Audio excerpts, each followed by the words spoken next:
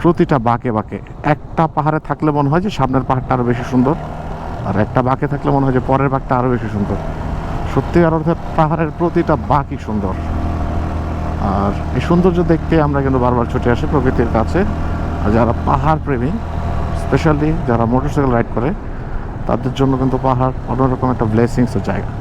এখানে আসলে মন ভালো হবেই, কারণ কিছু না কিছু প্রতিনিয়ত নতুন কোনো না কোনো ঘটনা, কোনো না কোনো কিছু পাহাড় আপনাকে অফার করবেই। ইভেন একই পাহাড়ে যদি আপনি 10টা সময়ে 10 বার আসেন, দেখবেন 10 রকম ভিউ পাচ্ছেন, কারণ এটা পাহাড়ের সৌন্দর্য। এক এক সিজনে এক এক রকমভাবে সেজে থাকে।